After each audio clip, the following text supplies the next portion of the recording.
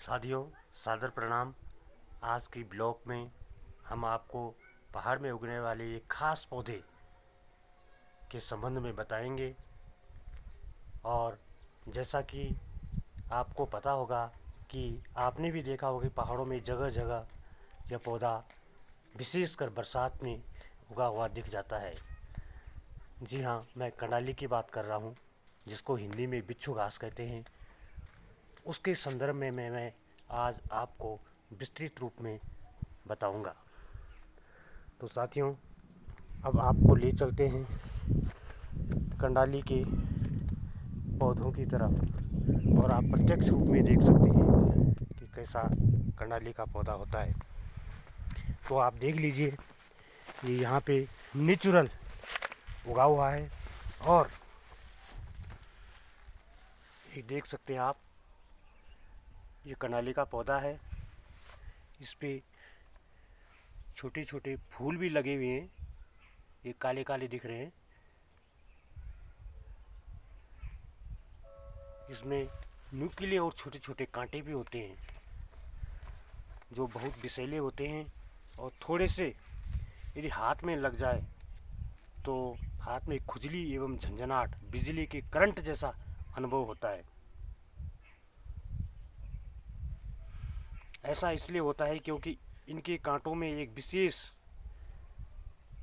Acid होता है, जिसको फार्मिक एसिड कहते हैं। उसकी वजह से पूरे शरीर में झंझनाहट पैदा करता है यदि इसमें हाथ लग जाए। ये आप देख सकते हैं, इसकी एक अलग ही सुंदरता भी है।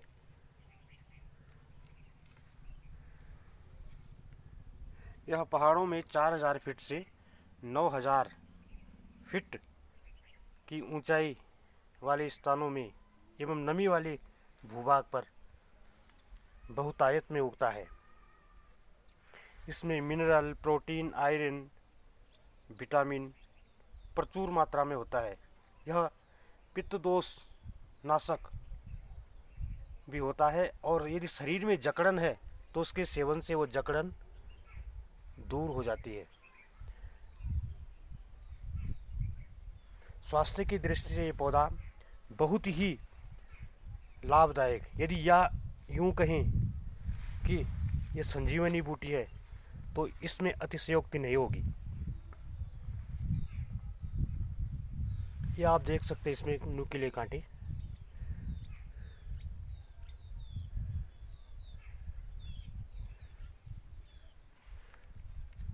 इसकी स्वादिष्ट सब्जी भी बनाई जाती है।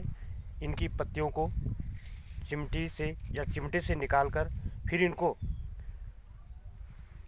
हल्की आंच पे रख के इनके कांटों को नष्ट किया जाता है। उसके बाद इनकी पत्तियों को निकालकर उबाल लिया जाता है। उबालने के बाद इसको फिर पीसकर इसकी सब्जी बनाई जाती है। इसकी सब्जी बड़ी स्वादिष्ट एवं बहुत ही लाभदायक होती है विभिन्न बीमारियों में। गठिया में तो यह रामबाण होता है। इसीलिए तो हमारे प्राचीन बुजुर्ग लोग सदियों से इसको खाते रहते हैं।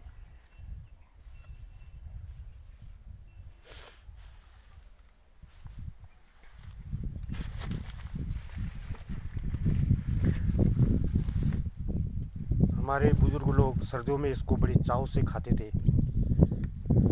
इससे शरीर के अंदर गर्मी भी रहती है और पहाड़ जैसे ठंड से बचा भी जाता है।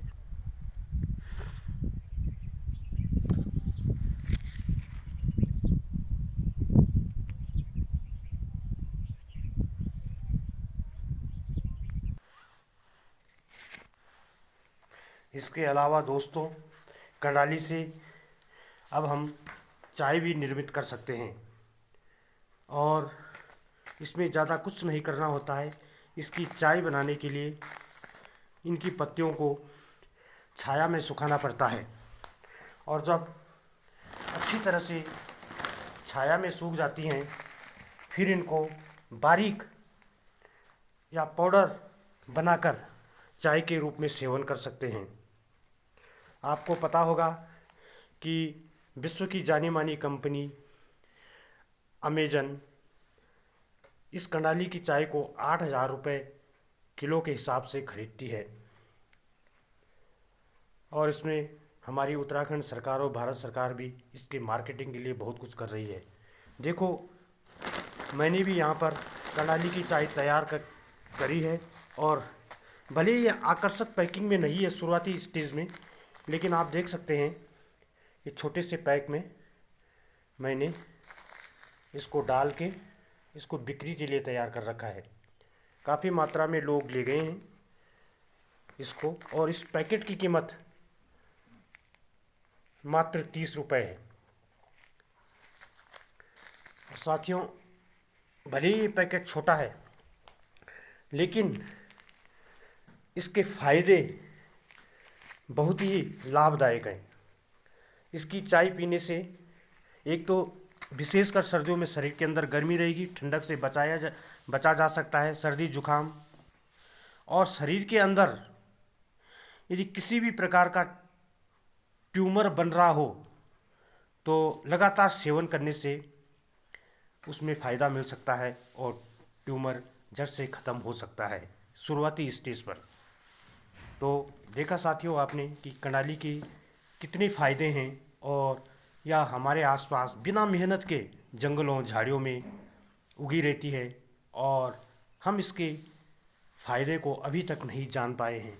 प्रकृति ने बहुत कुछ हमारे आसपास दिया हुआ है, केवल एक बार फिर खोज करने की ज़रूरत है। तो साथियों, इस तरह से मैंने यहाँ पे देखो अभी बिक्री के लिए तैयार किया हुआ है। इसमें बहुत ही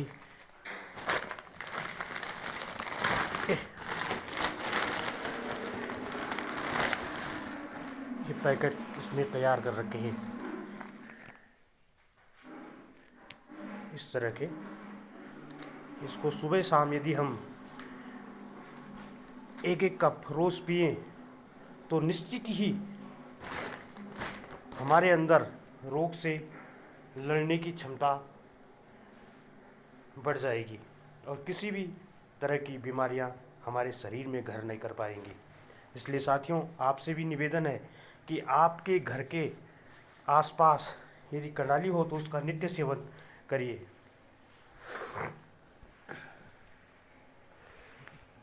तो साथियों, देखा आपने किस तरह से कंडाली के फायदे हैं, और विश्व की बड़ी बड़ी कंपनियां इसको आकर्षक पैकिंग में डालकर लाखों रुपए का मुनाफा कमा रहे हैं, लेकिन हमारे आसपास उगने वाली कंडाली जो ऐसे ही नष्ट हो जाती है, हमको इसकी सुधि ही नहीं है।